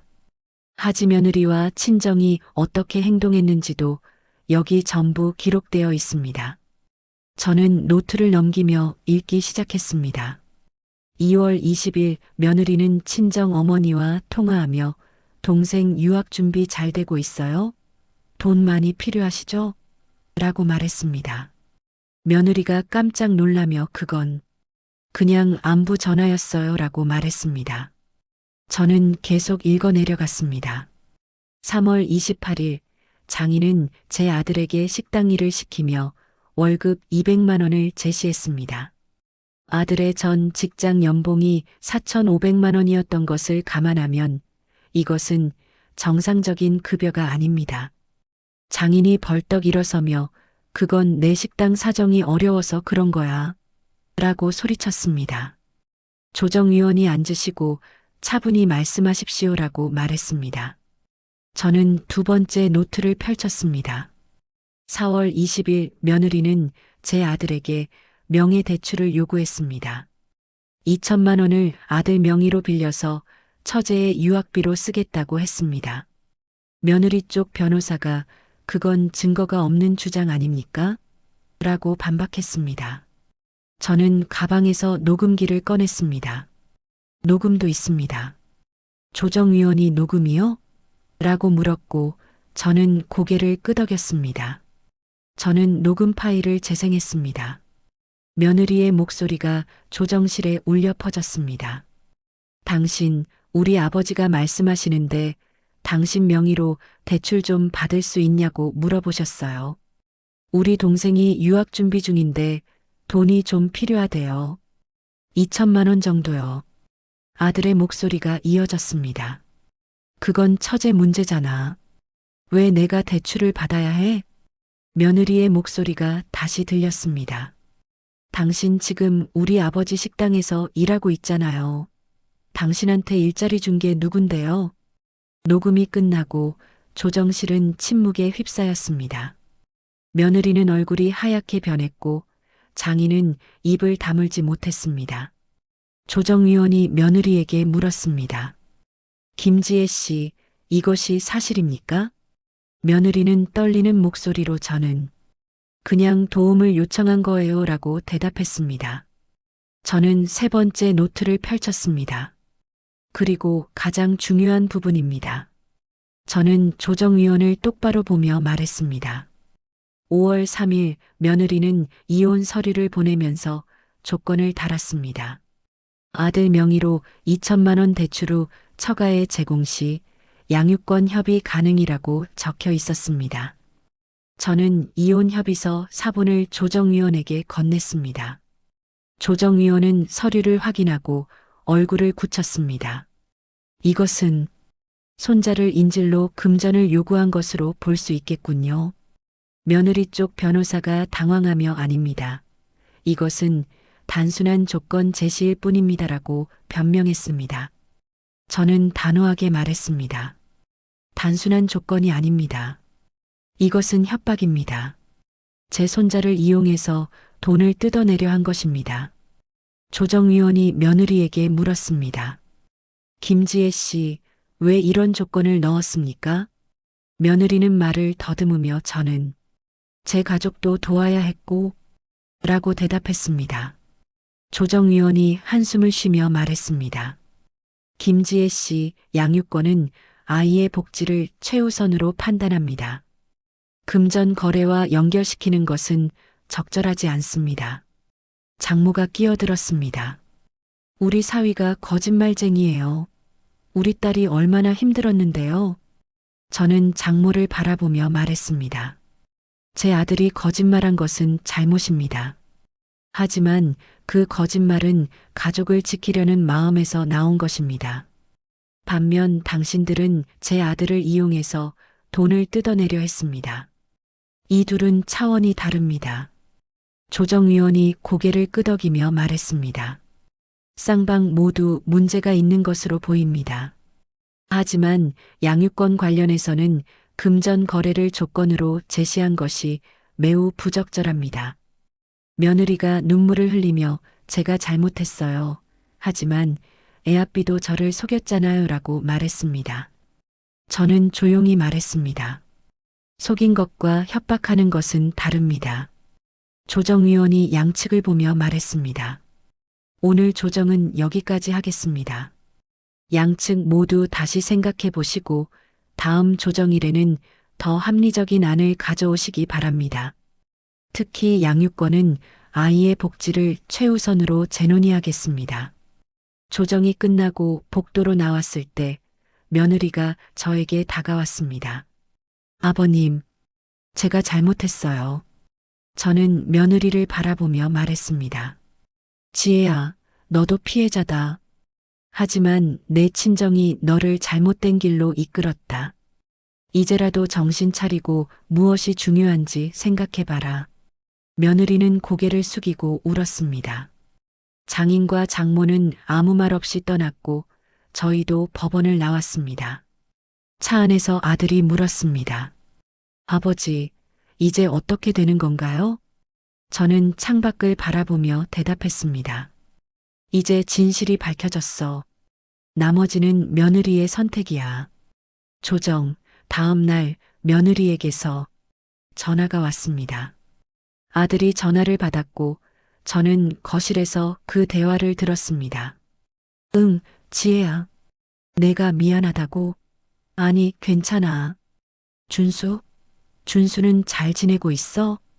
아들의 목소리가 떨리고 있었고 전화를 끊은 후 저에게 말했습니다. 아버지, 지혜가 집에 오고 싶대요. 저는 그래, 오라고 해라라고 대답했습니다. 이틀 후 며느리가 손자 준수를 데리고 집에 돌아왔습니다. 며느리는 짐을 내려놓고 저에게 고개를 숙였습니다. 아버님, 죄송합니다. 저는 일단 앉아라라고 말했고 며느리는 소파에 조심스럽게 앉았습니다. 손자 준수는 아빠에게 달려가 안겼고 아들은 준수를 꼭 껴안으며 눈물을 흘렸습니다. 며느리가 떨리는 목소리로 말했습니다. 아버님, 제가 정말 잘못했어요.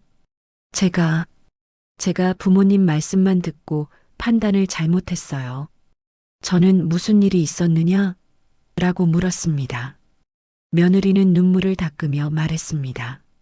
조정 끝나고 집에 갔는데 우리 아버지가 화를 내셨어요. 왜 조정에서 그런 말을 다 했냐고, 이제 우리 체면이 다 깎였다고. 며느리는 잠시 말을 멈추고 숨을 고르더니 계속 말했습니다. 그리고 우리 어머니는 저한테 넌 항상 쓸모없다고 하시더라고요. 애아빠한테서 돈도 못 받아내고 이혼도 제대로 못한다고. 며느리의 목소리가 점점 작아졌습니다. 그때 깨달았어요. 우리 부모님이 정말 원했던 건 저의 행복이 아니라 동생 유학비였다는 거요. 저는 조용히 듣고 있었고 아들도 며느리를 바라보고 있었습니다. 며느리는 계속 말했습니다. 아버님이 조정 테이블에서 보여주신 그 노트들, 저도 몰랐던 것들이 많았어요. 우리 아버지가 애아빠를 그렇게 대했다는 것, 제가 얼마나 잔인하게 말했는지. 며느리는 두 손으로 얼굴을 감싸고 흐느꼈습니다. 저는 애아빠가 저를 속였다는 것만 생각했어요. 근데 아버님 노트를 보니까 애아빠가 얼마나 힘들었는지, 왜 거짓말할 수밖에 없었는지 이해가 됐어요. 아들이 며느리에게 다가가 손을 잡았습니다. 여보, 나도 미안해. 내가 솔직했어야 했어. 며느리는 고개를 저으며 아니에요. 제가 당신을 더 다그쳤어요. 제가 당신을 믿지 못했어요. 라고 말했습니다. 저는 두 사람을 바라보며 말했습니다. 지혜야, 내 부모님과는 어떻게 할 생각이냐? 며느리는 눈물을 닦으며 대답했습니다. 당분간은 거리를 두려고요. 저도 생각을 정리해야 할 것 같아요. 저는 고개를 끄덕였습니다. 그게 좋겠다. 부모는 소중하지만 내 가정이 먼저다. 며느리는 네, 아버님이라고 대답했습니다. 그날 저녁 오랜만에 온 가족이 함께 식사를 했습니다. 손자 준수는 엄마 아빠 이제 안 싸워? 라고 물었고 며느리는 안 싸워. 준수야라고 대답했습니다. 식사 후 며느리가 저에게 조심스럽게 물었습니다. 아버님, 그 노트들은 언제부터 쓰신 거예요?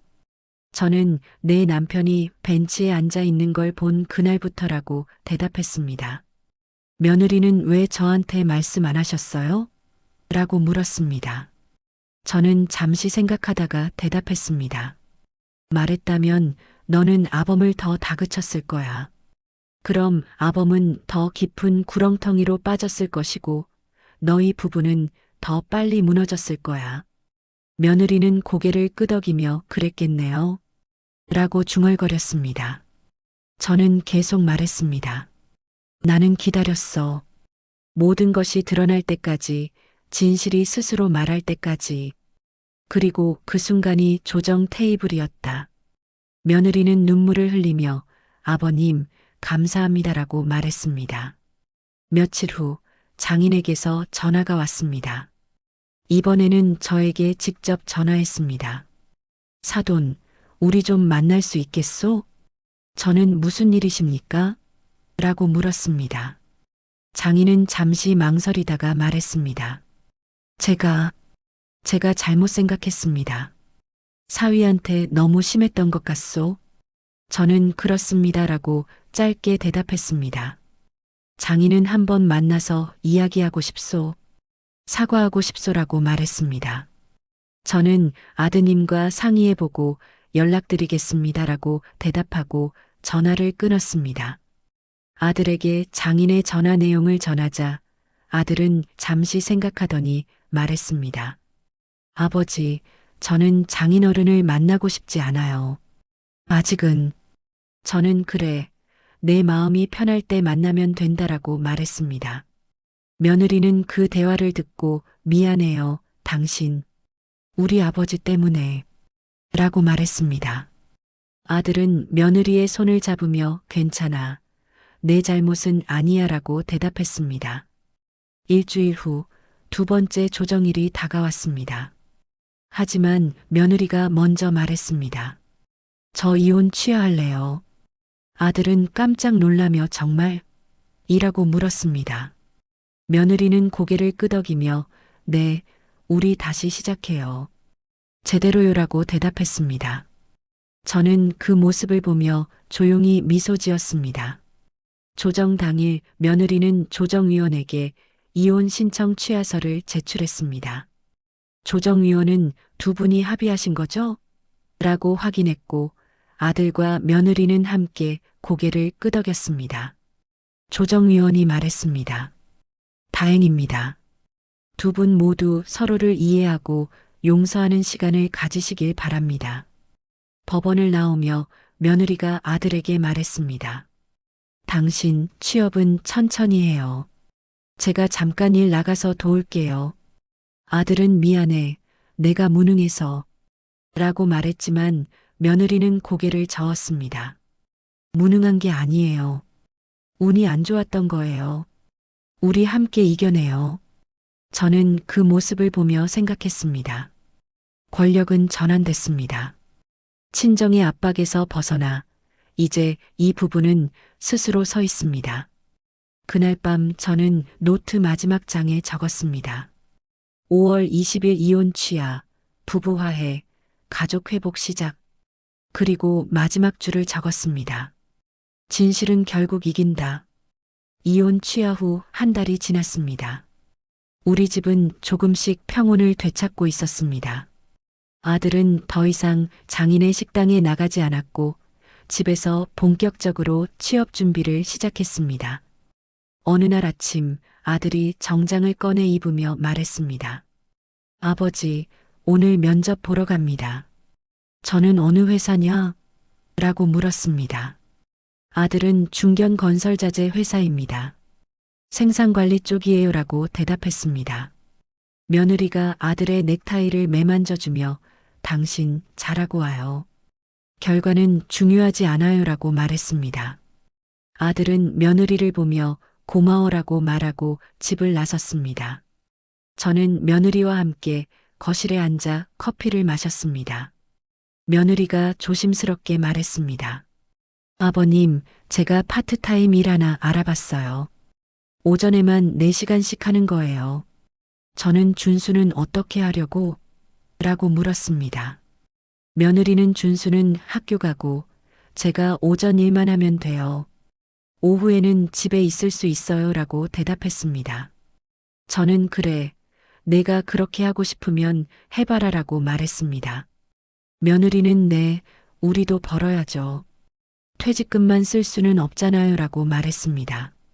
저녁 6시쯤 아들이 돌아왔습니다. 표정은 밝지 않았지만 그렇다고 어둡지도 않았습니다. 며느리가 당신 어땠어요? 라고 물었습니다. 아들은 글쎄 잘 모르겠어. 경쟁자가 많더라. 근데 면접관이 내 경력을 관심 있게 봐줬어라고 대답했습니다. 며느리는 그럼 희망 있는 거네요 라고 말하며 웃었습니다. 손자 준수가 아빠, 이번엔 합격할 거야? 라고 물었고 아들은 준수의 머리를 쓰다듬으며 최선을 다했으니까 기다려보자라고 대답했습니다. 일주일 후 아들에게 전화가 왔습니다. 아들은 전화를 받고 잠시 침묵하더니 천천히 고개를 끄덕였습니다. 네, 감사합니다. 꼭 잘하겠습니다. 전화를 끄는 아들이 저와 며느리를 바라보며 말했습니다. 합격했습니다. 며느리는 손으로 입을 막고 눈물을 흘렸고 손자 준수는 아빠 대단해 라고 소리쳤습니다. 저는 조용히 일어나 아들의 어깨를 두드렸습니다. 잘했다, 동훈아. 아들은 눈물을 흘리며 아버지, 감사합니다. 아버지가 아니었으면 저는 라고 말했지만 저는 손을 들어 말을 막았습니다. 이건 내가 해낸 거야. 내가 한 건 기다린 것 뿐이고. 그날 저녁 온 가족이 함께 외식을 했습니다. 손자 준수는 할아버지, 아빠가 이제 진짜 회사 다니는 거죠? 라고 물었고 저는 그래, 이번엔 진짜야 라고 대답했습니다. 며느리는 당신, 이번엔 힘들어도 저한테 말해요. 우리 함께 이겨내요 라고 말했습니다. 아들은 알았어. 이제 거짓말 안 해. 약속해라고 대답했습니다. 며칠 후 며느리도 파트타임 일을 시작했습니다. 마트 계산대에서 오전 4시간씩 일했고 한 달에 90만 원 정도 벌었습니다. 며느리는 돈은 적지만 제가 번 거라서 뿌듯해요라고 말했습니다. 아들은 고마워, 여보. 내가 자리 잡을 때까지만 고생해줘라고 말했습니다. 며느리는 괜찮아요. 우리 함께 하는 거잖아요 라고 대답했습니다. 어느 날 저녁 아들이 월급 명세서를 보여줬습니다. 아버지, 첫 월급 나왔어요. 320만 원이에요. 저는 명세서를 보고 고개를 끄덕였습니다. 적은 건 아니구나.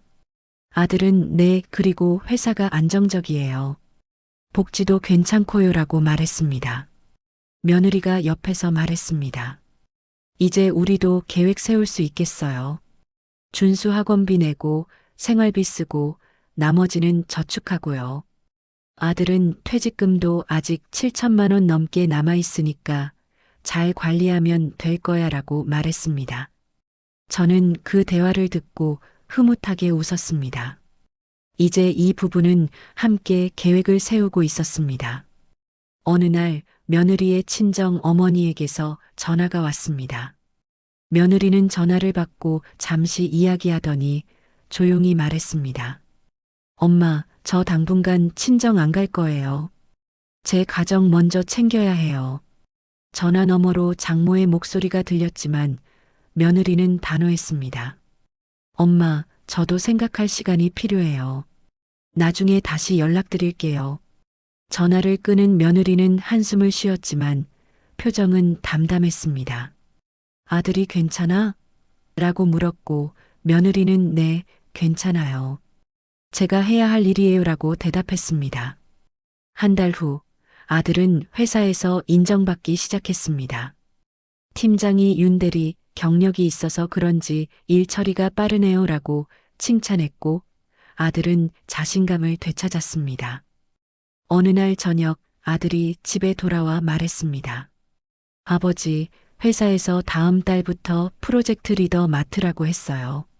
수당도 30만 원 더 받고요.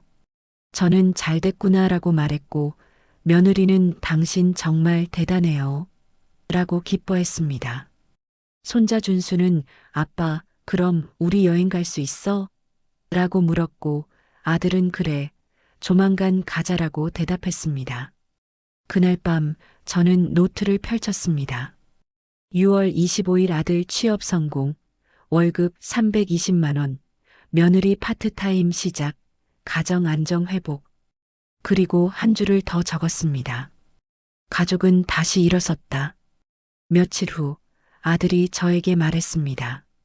아버지, 제가 앞으로는 매달 생활비 드릴게요. 50만 원씩이요. 저는 손을 저으며 그럴 필요 없다라고 말했지만 아들은 고집했습니다. 아버지, 저희가 같이 살잖아요. 당연히 드려야죠. 며느리도 옆에서 아버님 받아주세요. 저희 마음이에요라고 말했습니다. 저는 결국 고개를 끄덕이며 그래, 고맙다라고 말했습니다. 그날 밤 저는 창밖을 바라보며 생각했습니다. 폭풍은 지나갔고 이제 우리 가족은 다시 평온을 찾았습니다. 아들은 재기했고 며느리는 변했고 손자는 웃고 있습니다. 제가 한 일은 단지 기다리고 지켜보고 기록한 것뿐이었습니다. 하지만 그것만으로도 충분했습니다. 어느 주말 오후 손자 준수가 저에게 다가왔습니다. 할아버지, 저 궁금한 게 있어요. 저는 신문을 내려놓고 뭐가 궁금하냐? 라고 물었습니다. 준수는 잠시 망설이더니 물었습니다. 할아버지, 엄마 아빠가 왜 싸웠어요? 그때 저랑 엄마가 외할아버지 집에 갔을 때요. 저는 준수를 무릎에 앉히고 천천히 말했습니다. 어른들도 때로는 힘든 시간을 겪는단다. 하지만 중요한 건 다시 일어서는 거지. 준수는 고개를 끄덕이며 지금은 안 싸워요. 엄마 아빠 요즘 웃어요라고 말했습니다. 저는 준수의 머리를 쓰다듬으며 그래, 다행이지? 라고 말했습니다. 준수는 저를 꼭 껴안으며 할아버지, 고마워요라고 말했습니다. 저는 할아버지한테 왜 고마워하냐? 라고 물었습니다.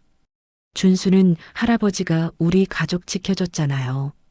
아빠가 그랬어요 라고 대답했습니다.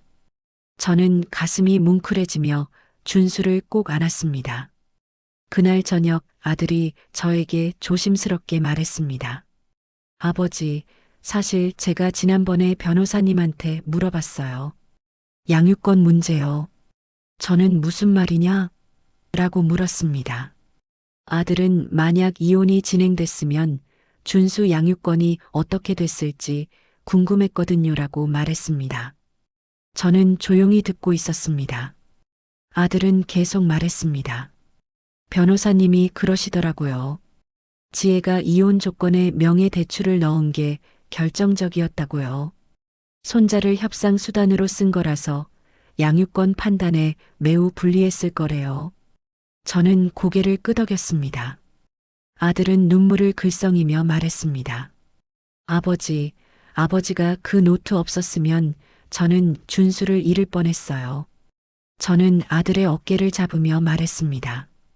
동훈아, 손자는 너희 부부가 함께 키워야 하는 아이야. 이혼이 되든 안 되든 준수에게 필요한 건 부모의 사랑이지. 아들은 알아요, 아버지. 그래서 더 감사한 거예요. 아버지가 우리 가족을 지켜주셨어요 라고 말했습니다. 며칠 후 며느리가 저에게 편지를 건넸습니다. 아버님, 제가 편지 썼어요. 읽어주세요. 저는 편지를 받아 읽기 시작했습니다. 아버님께 제가 얼마나 큰 잘못을 했는지 지금도 매일 생각합니다. 제가 준수를 데리고 친정에 갔을 때 저는 아이를 이용해서 아범을 협박했습니다. 그게 얼마나 나쁜 짓인지 그때는 몰랐습니다. 아버님의 노트를 보고 나서야 깨달았습니다. 제가 엄마가 아니라 가해자였다는 것을요. 준수는 제 무기가 아니라 제가 지켜야 할 아이였는데 말이죠. 아버님이 조정 테이블에서 그 증거들을 보여주지 않으셨다면 저는 평생 깨닫지 못했을 겁니다. 그리고 준수에게도 상처를 줬을 거예요. 지금 준수는 웃고 있습니다. 엄마 아빠가 함께 있어서 행복하다고 말합니다. 그 모습을 볼 때마다 제가 얼마나 어리석었는지 깨닫습니다. 아버님, 감사합니다. 저희 가족을 지켜주셔서요. 그리고 준수를 지켜주셔서요. 며느리 지혜 올림. 저는 편지를 다 읽고 며느리를 바라봤습니다. 며느리는 눈물을 흘리고 있었습니다. 저는 지혜야, 중요한 건 내가 깨달았다는 것이다. 이제 좋은 엄마가 되어라라고 말했습니다. 며느리는 네, 아버님. 꼭 그렇게 할게요라고 대답했습니다. 어느 날 손자 준수가 학교에서 상을 받아왔습니다. 효행상이었습니다. 준수는 상장을 자랑스럽게 보여주며 말했습니다. 선생님이 가족에 대해 글 쓰라고 했는데 제가 할아버지에 대해 썼어요. 저는 할아버지에 대해 뭐라고 썼는데? 라고 물었습니다. 준수는 할아버지가 우리 가족의 히어로라고 썼어요. 조용히 지켜보다가 위험할 때 나타나서 구해주는 히어로요라고 대답했습니다. 저는 가슴이 뭉클해져서 준수를 안아주었습니다. 그날 저녁 온 가족이 준수의 상을 축하하며 저녁을 먹었습니다. 아들이 말했습니다. 준수야, 내가 할아버지한테 감사하는 마음을 가진 게 정말 대견하구나. 며느리도 말했습니다. 준수야, 할아버지처럼 가족을 소중히 여기는 사람이 되렴. 준수는 네, 엄마. 저도 나중에 할아버지처럼 될 거예요. 라고 대답했습니다. 저는 그 모습을 보며 조용히 미소 지었습니다. 그날 밤 저는 노트 마지막 페이지를 펼쳤습니다. 7월 10일 준수 효행상 수상, 가족의 유대 회복, 손자와 함께하는 평온한 시간. 그리고 마지막 줄을 적었습니다. 손자는 우리 곁에 있다. 웃고 있다. 그것만으로 충분하다. 며칠 후 손자 준수가 제 방에 들어와 물었습니다. 할아버지, 그 노트 뭐예요? 저는 노트를 보여주며 할아버지가 우리 가족 이야기를 적은 거란다라고 대답했습니다. 준수는 저도 나와요? 라고 물었습니다. 저는 고개를 끄덕이며 물론이지. 내가 가장 중요한 사람이거들라고 말했습니다. 준수는 저요? 왜요? 라고 물었습니다. 저는 준수를 무릎에 앉히고 말했습니다. 왜냐하면 할아버지가 이 모든 걸 기록한 이유는 너를 지키기 위해서였으니까. 준수는 눈을 크게 뜨고 저를요? 라고 되물었습니다. 저는 준수의 머리를 쓰다듬으며 말했습니다. 그래, 너를. 내가 엄마 아빠 곁에서 행복하게 자랄 수 있도록 말이다. 준수는 저를 꼭 껴안으며 할아버지, 사랑해요라고 말했습니다. 저는 준수를 안으며 할아버지도 사랑한다. 준수야라고 대답했습니다. 그날 밤 저는 창밖을 바라보며 생각했습니다. 제가 석 달 동안 침묵하고 기다리고 기록했던 이유는 바로 이것이었습니다. 손자가 웃으며 할아버지, 사랑해요라고 말할 수 있도록 이 평범하지만 소중한 순간을 지키기 위해서였습니다. 그리고 이제 우리 가족은 다시 함께입니다. 석 달이 더 지났습니다. 이제 계절은 가을로 접어들었고 우리 집은 완전히 평온을 되찾았습니다. 아들은 회사에서 인정받으며 승진 이야기까지 나오고 있었고 며느리는 파트타임 일을 그만두고 집안일에 집중하기로 했습니다. 손자 준수는 학교에서 반장이 되었고 날마다 집에 돌아와 학교 이야기를 신나게 들려주었습니다. 어느 가을 저녁 저는 베란다에서 노을을 바라보고 있었습니다. 아들이 옆에 와서 함께 서며 말했습니다. 아버지, 1년 전 이맘때쯤 제가 명예퇴직 통보받았었죠. 저는 고개를 끄덕이며 그랬지라고 대답했습니다. 아들은 그때는 세상이 무너지는 줄 알았어요. 근데 지금 돌아보니 그 시간이 있었기에 우리 가족이 더 단단해진 것 같아요라고 말했습니다. 저는 아들을 바라보며 그래, 힘든 시간이 꼭 나쁜 것만은 아니야라고 말했습니다. 아들은 아버지, 제가 하나 궁금한 게 있어요라고 말했습니다. 저는 뭐냐? 라고 물었습니다. 아들은 아버지는 언제부터 제가 거짓말하는 걸 알면서도 말씀 안 하셨잖아요. 정말 힘들지 않으셨어요? 라고 물었습니다. 저는 잠시 생각하다가 대답했습니다. 힘들었지. 내가 매일 집을 나서는 걸 보면서 거짓말을 반복하는 걸 들으면서 나도 당장 말하고 싶었다. 아들은 조용히 듣고 있었습니다. 저는 계속 말했습니다. 하지만 나는 알고 있었다. 내가 당장 개입하면 상황이 더 나빠질 거라는 걸. 그래서 나는 선택했다. 기다리기로. 아들은 기다림이요? 라고 되물었습니다. 저는 고개를 끄덕이며 말했습니다. 그래, 기다림.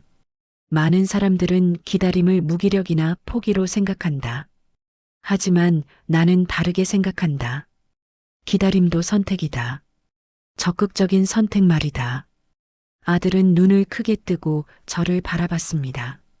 저는 노을을 바라보며 말을 이었습니다. 나는 기다리면서 준비했다. 내 거짓말을 기록했고, 며느리와 친정의 움직임을 관찰했고, 필요한 증거들을 모았다. 그리고 가장 중요한 순간, 조정 테이블에서 모든 걸 드러냈다. 아들은 그게 아버지의 전략이었군요라고 말했습니다. 저는 전략이라기보다는 참을성이었다. 감정적으로 대응하지 않고 냉정하게 상황을 판단하고 가장 효과적인 순간까지 기다린 것이지라고 대답했습니다. 아들은 한참을 생각하다가 말했습니다. 아버지, 저도 배웠어요. 앞으로 힘든 일이 생겨도 당황하지 않고 차분히 대응하는 법을요. 저는 아들의 어깨를 두드리며 그래, 그게 중요하다라고 말했습니다. 며칠 후 며느리가 저에게 물었습니다. 아버님, 그 노트들은 어떻게 하실 거예요? 버리실 건가요? 저는 고개를 저으며 아니, 간직할 것이다라고 대답했습니다. 며느리는 왜요? 힘들었던 기억인데요 라고 물었습니다. 저는 힘들었던 기억이지만 동시에 우리가 이겨낸 기록이기도 하다. 언젠가 준수가 크면 보여줄 생각이다라고 대답했습니다. 며느리는 준수한테요? 라고 놀라며 물었습니다. 저는 고개를 끄덕이며 말했습니다. 그래. 준수가 어른이 되면 이 노트를 보여주면서 말해줄 것이다. 가족은 완벽하지 않지만 함께 이겨낼 수 있다고. 그리고 때로는 기다림이 가장 큰 힘이 된다고. 며느리는 눈물을 글썽이며 아버님, 이라고 말했습니다. 저는 며느리의 손을 잡으며 지혜야, 너도 잘했다. 깨달았고, 변했고, 지금은 좋은 엄마가 되었다. 그것만으로 충분하다라고 말했습니다. 어느 주말, 온 가족이 함께 공원에 나들이를 갔습니다. 손자 준수는 낙엽을 주우며 뛰어다녔고 아들과 며느리는 손을 잡고 걸었습니다. 저는 벤치에 앉아 그 모습을 지켜봤습니다.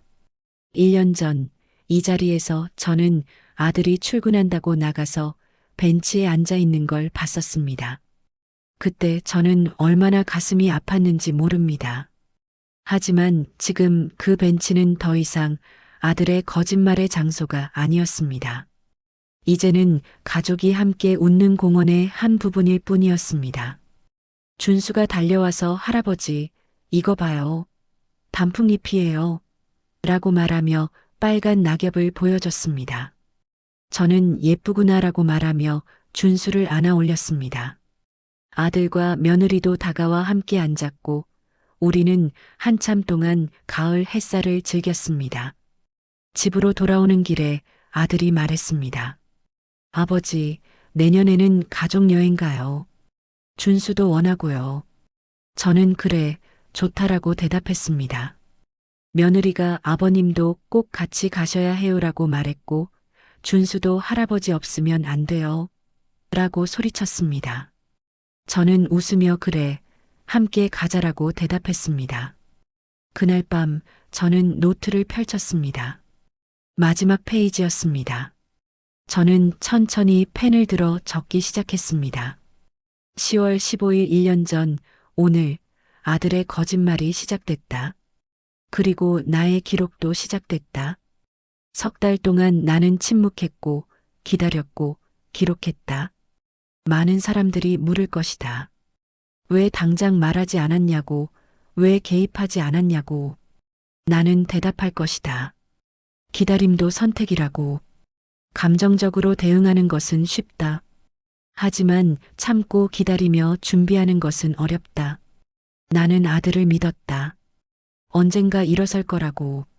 그리고 그 순간까지 내가 할 일은 지켜보고 기록하는 것이었다. 결과적으로 우리 가족은 무너지지 않았다. 아들은 다시 일어섰고 며느리는 변했고 손자는 웃고 있다. 이 노트는 한 가족의 위기와 회복의 기록이다. 그리고 이것이 말해준다. 기다림도 힘이 된다는 것을, 인내도 전략이 될 수 있다는 것을. 저는 펜을 내려놓고 노트를 덮었습니다. 그리고 마지막 한 줄을 표지 뒷면에 적었습니다. 준수에게 내가 어른이 되면 이 노트를 주마. 그리고 말해주겠다. 가족은 완벽하지 않지만 사랑으로 이겨낼 수 있다고. 할아버지가 창밖으로 달빛이 들어왔고 저는 조용히 방문을 닫았습니다. 이제 이 이야기는 끝났습니다. 하지만 우리 가족의 이야기는 계속됩니다. 더 좋은 내일을 향해 함께